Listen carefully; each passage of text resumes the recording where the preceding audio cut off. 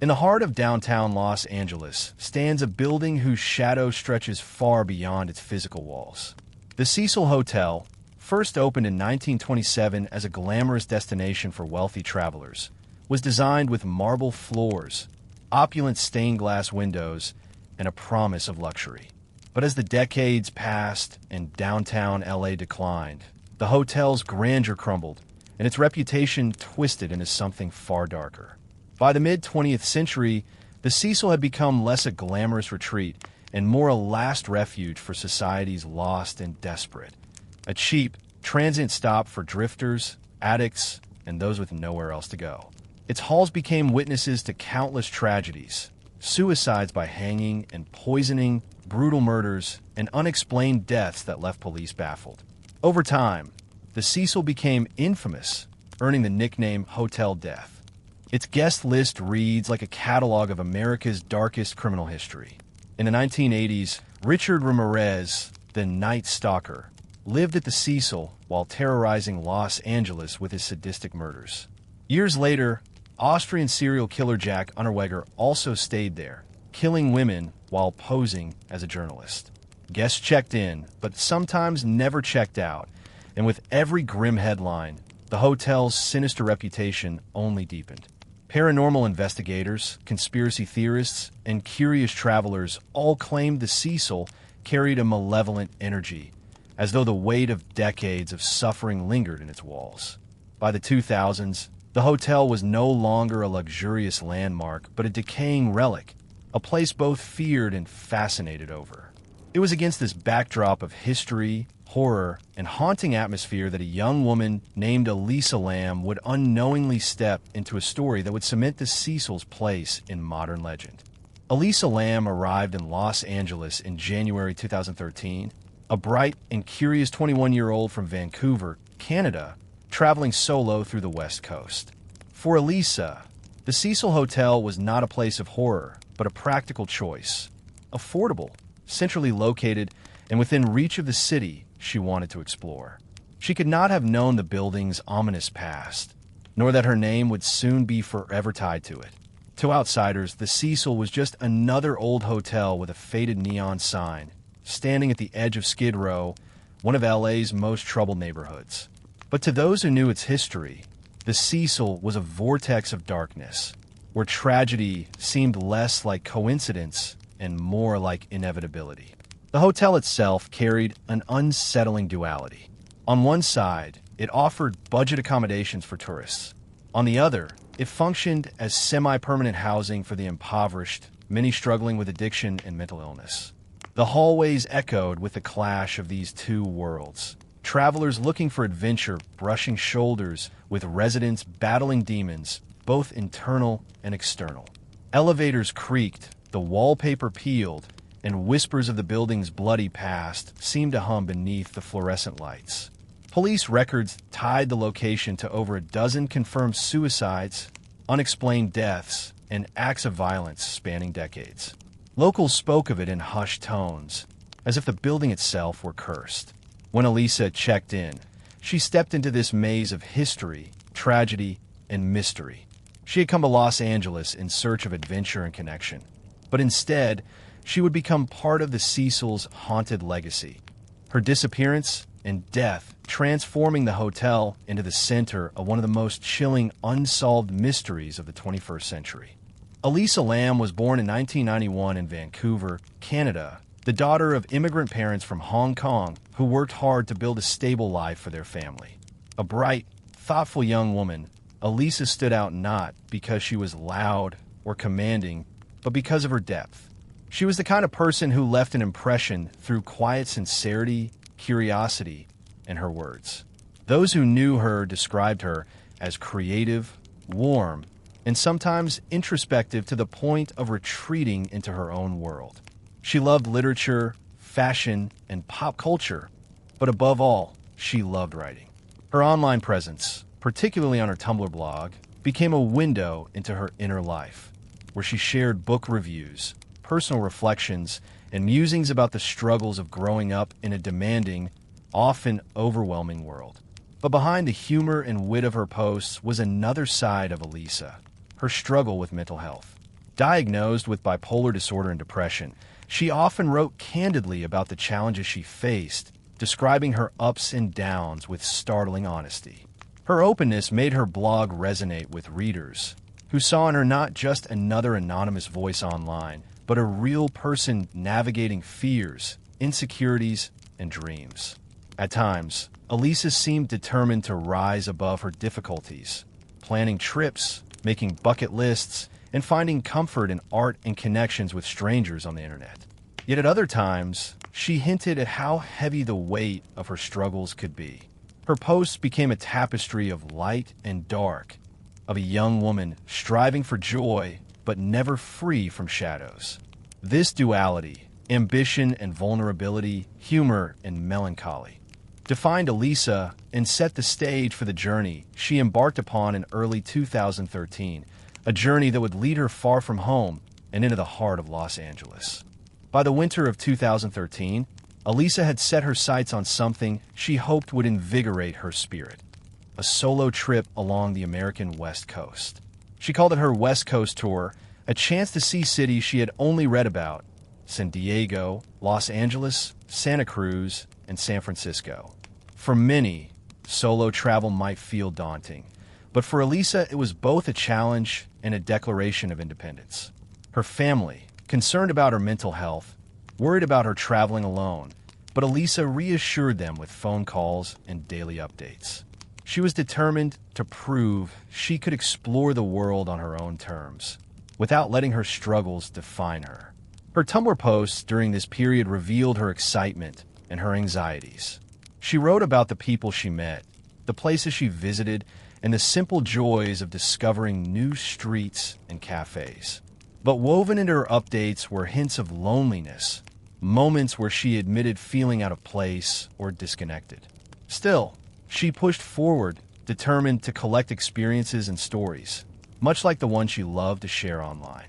When she checked into the Cecil Hotel on January 28, 2013, she was just another young traveler passing through Los Angeles. A student, a daughter, a writer, and a dreamer. Yet beneath the surface was the reality of her illness, a condition that could both inspire bursts of creativity and plunge her into confusion or despair.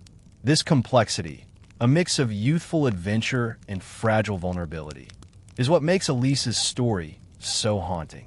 She was not a mystery figure in the beginning, but a relatable young woman searching for connection, for meaning, and perhaps for escape. Tragically, that search would end in a way that no one could have predicted, drawing the world's eyes to her final days. Elisa's stay at the Cecil Hotel began without incident. She checked in on January 28, 2013, choosing a shared room at first, a common option for young travelers looking to save money. But almost immediately, her behavior caught the attention of her roommates.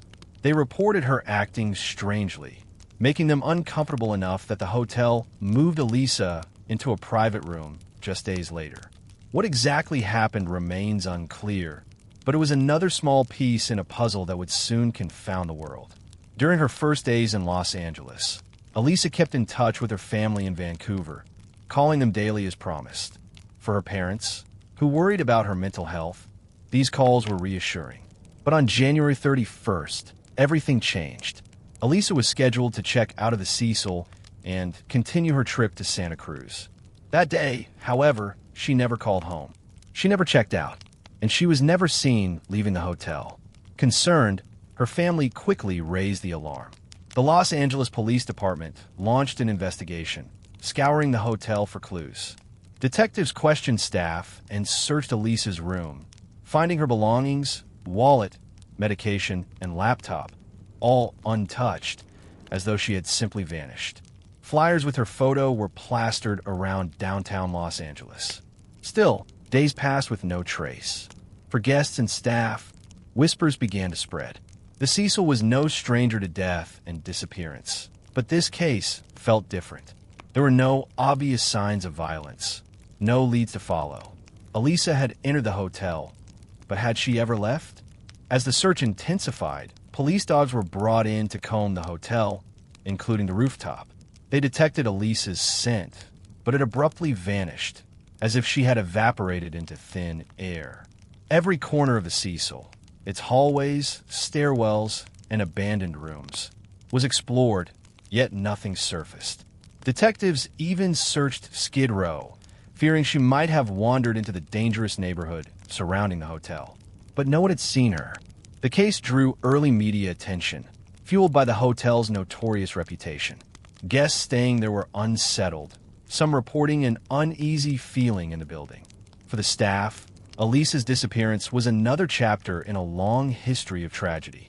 Yet even they admitted this case was different. In the past, victims at the Cecil had left clear evidence of their fate: notes, bodies, or crime scenes. But Elisa Lam had simply vanished into the labyrinth of the hotel. Then came a breakthrough, though one that only deepened the mystery. Investigators reviewed the hotel's security cameras. One particular recording, taken from an elevator in the early morning hours of January 31st, captured Elisa's final known moments. When police released the footage to the public 2 weeks later, it would ignite a firestorm of speculation, transforming Elisa's disappearance from a missing persons case into one of the internet's most chilling unsolved mysteries. What happened inside that elevator would haunt viewers for years to come. On February 13th, 2013, nearly 2 weeks after Elisa Lam vanished, the Los Angeles Police Department released a clip of security footage from the Cecil Hotel. The video, just a few minutes long, was taken from a camera inside one of the hotel's elevators. At first glance, it seemed like a simple surveillance clip, but what it revealed would unsettle millions of people around the world. In the video, Elisa enters the elevator wearing a red hoodie, black shorts, and sandals. She leans forward to press multiple buttons, her fingers jabbing at the panel in quick succession. Then she steps back into the corner, as though waiting for the elevator to move, but the doors never close. Seconds stretch on, and the elevator remains stubbornly still, as if frozen in time. Elisa peeks cautiously into the hallway, darting her head in and out, as if checking for someone or something beyond the frame. Her movements grow stranger. She steps back into the elevator, presses more buttons, and again hides in the corner. At one point, she flattens herself against the wall, her body tense, as though she's hiding from an unseen pursuer. The doors remain open, defying logic, refusing to close. What should have been a mundane recording now felt charged with menace, as though the hotel itself were conspiring to trap her. As the video continues, Elisa steps into the hallway and begins gesturing with her hands in a bizarre, almost ritualistic manner. She waves her arms, bends her wrists at unnatural angles, and moves her fingers as if communicating with someone invisible. Some viewers saw fear in her actions, others playfulness, even delirium. But whatever it was unsettling. Finally, Elisa steps out of the elevator completely. The doors close shortly afterward, as though nothing had happened at all. The video spread online like wildfire. Within hours, millions had watched it on YouTube, and soon, forums, news outlets, and social media were ablaze with theories. People dissected Elisa's every movement, frame by frame, searching for answers. Why did the elevator refuse to close? Who or what was she talking to in the hallway? Was she playing a game, suffering from an episode, or being stalked by someone just out of sight?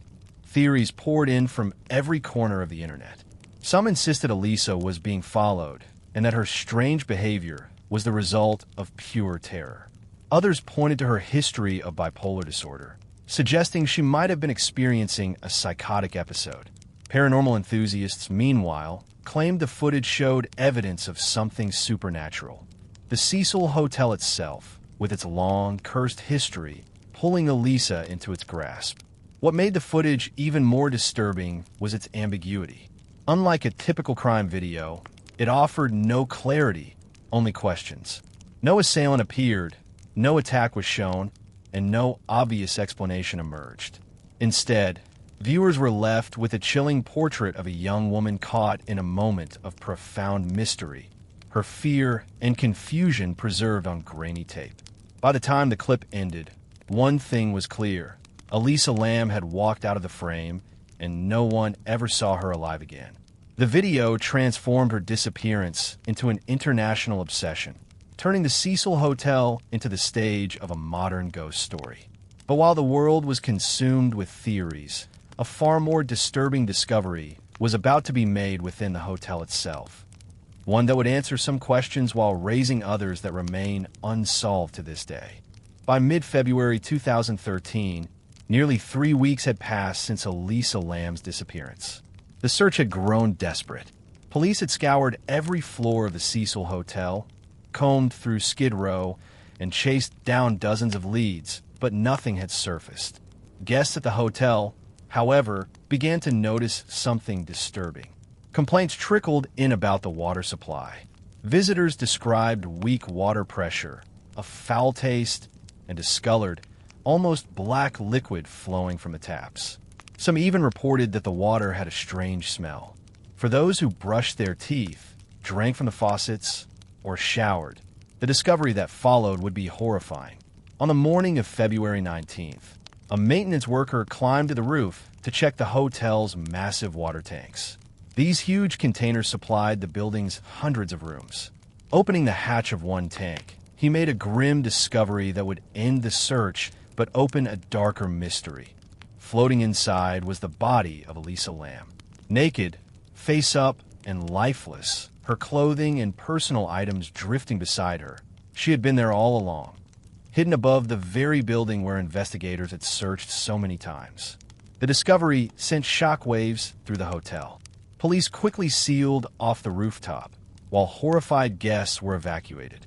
Forensic teams worked to remove Elisa's body from the tank, a painstaking process that required draining thousands of gallons of water. Reporters swarmed the scene, and within hours, the Cecil Hotel was once again at the center of worldwide headlines. For many, the horror was not just that Elisa had been found dead, but that for nearly 3 weeks, the guests of the Cecil had been unknowingly drinking, bathing, and brushing their teeth with water that had been contaminated by her decomposing body. As investigators pieced together the details, troubling questions emerged. How had Elisa reached the rooftop at all? Access to the area was supposed to be restricted, the doors locked and alarmed. Hotel staff insisted that if anyone had tried to open them, a loud alarm would have sounded at the front desk. Yet somehow Elisa had managed to bypass these barriers. Even more baffling was the tank itself. Each stood on a platform, requiring a ladder to climb. The hatches were heavy, difficult to lift even for a healthy worker. And yet Elisa, slight in build, had supposedly scaled the structure, opened the lid, and slipped inside. Her belongings added to the mystery. Some of her clothes were floating in the water, but her phone, an item she carried everywhere, was missing and never recovered. There were no obvious signs of injury on her body, no bruises or wounds that might indicate an assault. The initial conclusion leaned toward accidental drowning, but the setting was so improbable that few could accept it as simple misfortune. The discovery left the public horrified, not only by the gruesome conditions of her death, but also by the unanswered questions it created. The Cecil Hotel, already steeped in infamy, now bore yet another tale of tragedy. Guests fled the hotel, media outlets painted it as cursed, and online communities seized on the strange details. How had she reached the rooftop undetected? Why had she entered the water tank at all? And, most disturbingly, was someone else responsible? The discovery ended the search for Elisa Lam, but it marked only the beginning of a mystery that the world still debates today. Following the grim recovery of Elisa Lam's body, the Los Angeles County Coroner's Office began the painstaking process of determining what had happened to her. The autopsy report, released several weeks later, left the public with more confusion than clarity. On paper, the official cause of death was listed as accidental drowning. Yet the details, far from resolving the case, only deepened the mystery. The examination revealed no signs of physical trauma, no bruises, defensive wounds, or evidence of sexual assault. Toxicology tests ruled out drugs or alcohol beyond the prescribed medications Elisa had been taking for her bipolar disorder. Her system showed traces of antidepressants and mood stabilizers, but the results also suggested something troubling. Elisa appeared to have either skipped or reduced some of her doses. This inconsistency raised the possibility of a manic or psychotic episode, which could explain her bizarre behavior in the elevator footage. Still, the leap from erratic behavior to climbing into a rooftop water tank seemed almost unfathomable. Complicating matters was the fact that her body showed no signs of how she had managed to access the roof or the tank itself. Investigators struggled with basic logistics. The water tanks were tall, heavy, and sealed with difficult-to-move hatches. Could Elisa really have navigated this alone in the middle of the night without anyone noticing? And if she had, why? The report offered no answers. Instead, it presented a sterile conclusion. Elisa Lam had drowned, but how and why remained unexplained. The ambiguity of the autopsy sparked an avalanche of speculation. To some, the report felt like an attempt to close the case quickly, labeling her death an accident, while ignoring the bizarre circumstances. Family members and internet sleuths alike questioned how a young woman could end up in such an inaccessible place without outside help. Others pointed to her mental health struggles, noting that untreated episodes of bipolar disorder can cause hallucinations, paranoia, and disorientation. In this interpretation, Elisa's erratic behavior in the elevator and her eventual death were tragic consequences of her illness. Yet for many, that explanation seemed incomplete. Why did the toxicology report show inconsistencies in her medication levels, but no trace of illicit substances? Why was her phone missing and never recovered? Why were her clothes removed and found floating separately in the tank? And why had the rooftop alarm system not gone off if she truly made her way there alone? Each question cast doubt on the official narrative, fueling theories that Elisa may have been the victim of foul play, or that the Cecil Hotel itself played some sinister role. The coroner's findings, rather than resolving the mystery, left it wide open. Forensic science provided the cold facts: a drowning, no trauma, no toxins, but none of the context. The unanswered how and why kept the case alive in the public imagination. In death, Elisa Lam became more than a missing person or a hotel guest gone astray. She became the center of one of the internet's most enduring mysteries, her story straddling the line between tragedy, conspiracy, and urban legend. The autopsy had officially closed the case, but for the public, and even for many investigators, the mystery of Elisa Lam's death was far from solved.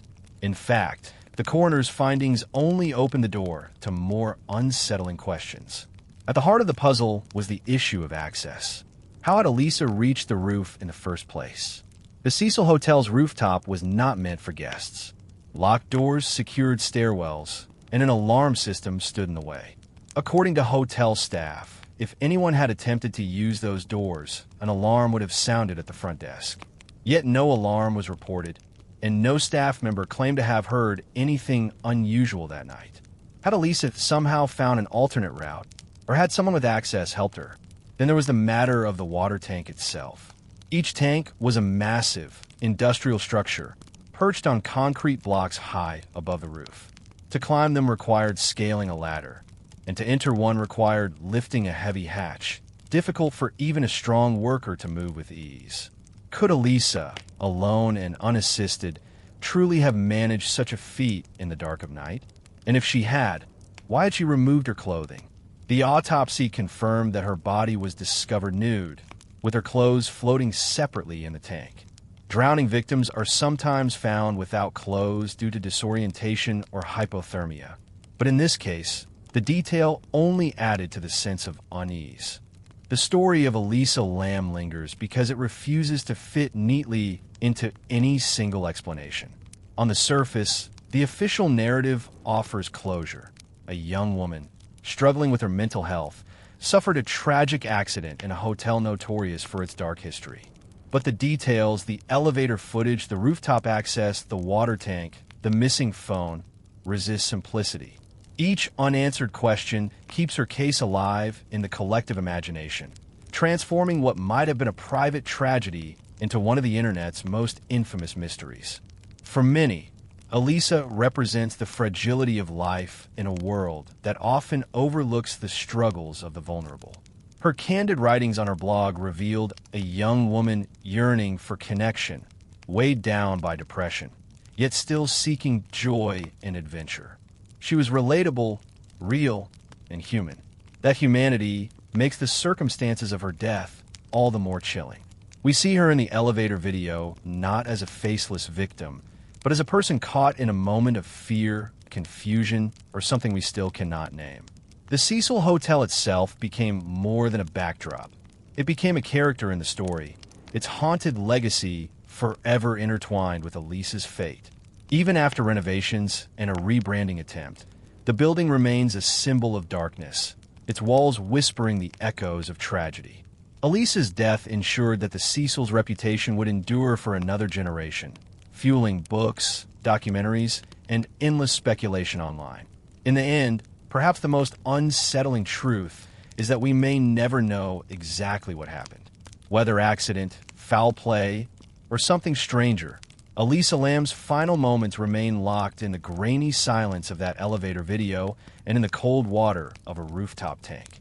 And so her story endures, a reminder of how mystery can outlive certainty, and how a single life can cast a shadow longer than the tallest building in Los Angeles.